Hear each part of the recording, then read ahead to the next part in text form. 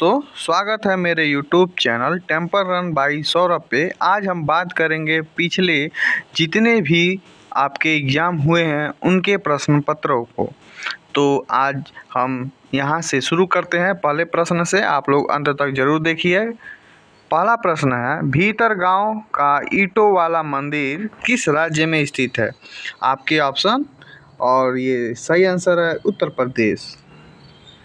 अगला प्रश्न है, क्रेडिट कार्ड और डेबिट कार्ड इनमें अंतर क्या है? तो डेबिट कार्ड आप सेविंग अकाउंट से सीधे पैसे निकाल सकते हैं और जमा कर सकते हैं, जबकि आप क्रेडिट कार्ड से एक लोन सेवा का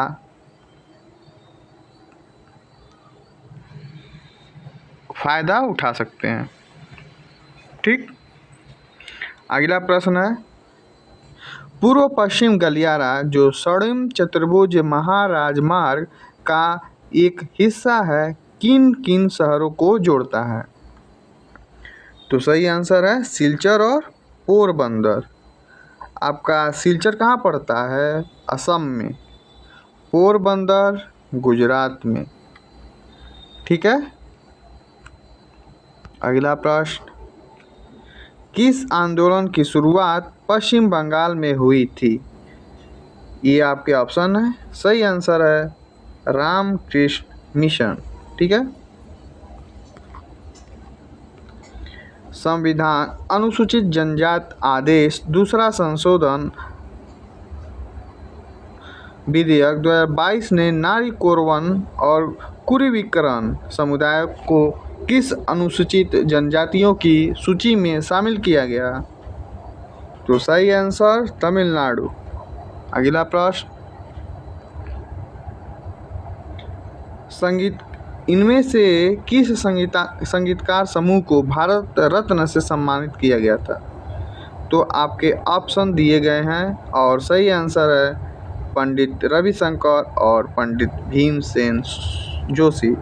पंडित रविशंकर किससे संबंधित हैं और पंडित भीमसेन जोशी किससे संबंधित है? कमेंट बॉक्स आप लोग बताइएगा। ठीक है। एक बता देते हैं, रविशंकर किससे हैं? संतूर वादक से। और पंडित भीमसेन बताइएगा आप लोग। कौन सा शब्द तैराकी के खेल से संबंधित नहीं है? Breast stroke, back stroke, penalty corner, free style. तो सही आंसर है पेनाल्टी कॉर्नर। ये किस में यूज होता है? फुटबॉल में। ठीक है। अगला प्रश्न, यक्षगान एक लोक नृत्य है जो किस राज्य से है?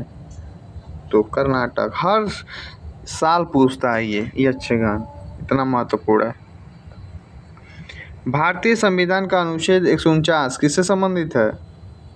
तो आप लोग को मालूम है 149 जो है कैग से है, comptroller auditor general. Comptroller auditor general. ठीक है। भारत के महालेखा एवं नियंत्रक पर्यवेक्षक जो क्या करता है?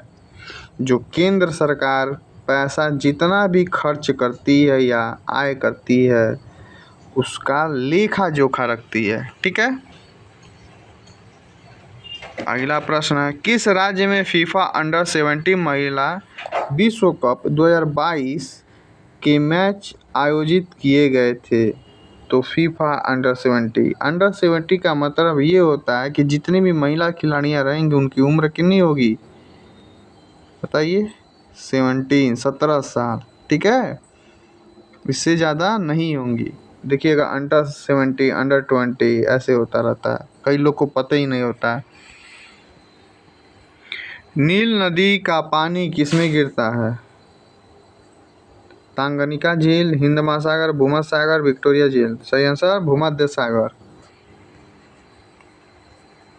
अगला प्रश्न है, सिख साहित्य के अनुसार गुरु नानक देव की जयंती भारतीय चंद्र के किस दिन मनाई जाती है? तो कार्तिक में दीपावली भी मनाई जाती है, आप लोग को मालूम होना चाहिए दीपावली। ठीक है। कार्तिक में मनाई जाती है। ये पूछता है फिर होली कब मनाई जाती है? पूर्णिमा को कि कार्तिक को कि अमावस्या को, ये सब बहुत इंपॉर्टेंट प्रश्न है। अगला प्रश्न है, किस संस्थान की स्थापना M.G. रानाडे और G.V. जोशी के द्वारा की गई थी? तो पूना सार्वजनिक सभा जो है वो इनके द्वारा की गई थी। ठीक है। भारतीय राष्ट्रीय कांग्रेस, ये है 28 दिसंबर 1985 को। 1985 है कि 1885 है? 1985 नहीं, 1885 है। ठीक है। और 1900 अभिनव भारत जान ही रहे हैं आप लोग, कमेंट का बॉक्स में बताइएगा। पृथ्वी की प्रकृति में मौजूद 7वीं सबसे प्रचुर मात्रा में पाई जाने वाली धातु का नाम मध्ययुगीन लैटिन शब्द केलियम से लिया गया है। केलियम। तो पोटेशियम का क्या होता है सिंबल? के। तो के का मतलब कैलियम। ठीक है। जो क्या है पोटेशियम का सिंबल है। पी नहीं होगा पोटेशियम से, के होता है। ठीक है। अगला प्रश्न, 1873 में ब्लैक रिएक्शन तकनीक से रंगे तंत्रिका ऊतक की पहली तस्वीर किसने प्रकाशित की, जिसमें संपूर्ण तंत्रिका कोशिका का वर्णन किया गया था? तो सही आंसर है कैमिलो गोल्की। ये देखिए पुराना हो गया है, इसको छोड़ दीजिए। किस नदी को तंगसो नदी के नाम से भी जाना जाता है? बहुत आसान है, ब्रह्मपुत्र नदी जो असम से होते हुए जाती है और किसमें गिरती है? बंगाल की खाड़ी में। अगला प्रश्न, किस उपन्यास को 2003 में साहित्य पुरस्कार से सम्मानित किया गया था? ये स्टैटिक जीके के तौर पर पूछा जा सकता है। ठीक है, पढ़ लीजिएगा। कितने पाकिस्तान। मंदारिन भारत के किस पड़ोसी देश की आधिकारिक भाषा है? चाइना। ठीक है। Father of corona. भारतीय संविधान के अनुच्छेद 44 किससे संबंधित है? तो किससे? Uniform civil code. Uniform civil code जो बहुत जरूरी है भारत के लिए।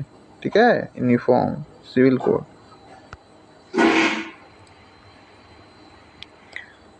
15 अगस्त 1947 को भारत के पहले प्रधानमंत्री जवाहरलाल नेहरू ने दिल्ली में लाल किले के ऊपर राष्ट्रीय ध्वज फहराया था।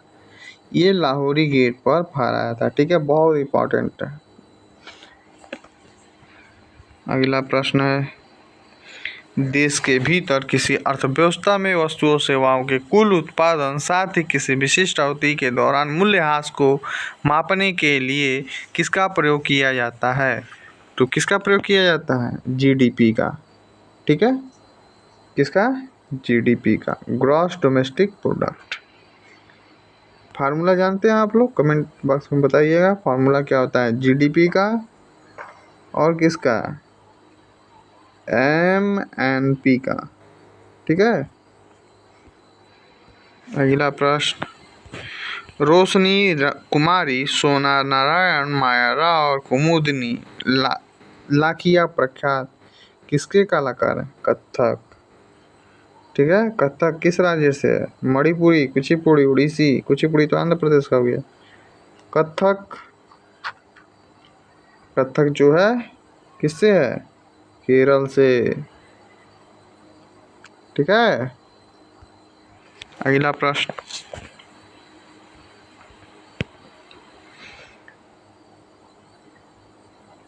इनमें से दिए गए कौन ऐसे लेखक हैं जो cracking the code my journey in Bollywood? ठीक है, वो क्या है? सह लेखक हैं, वो आयुष्मान खुराना है। अगला प्रश्न है, रानी मछैया एक लोक नर्तकी है जो 2023 में पद्म श्री से सम्मानित किया गया था। तो उम्मत आठ। ठीक है दोस्तों, धन्यवाद।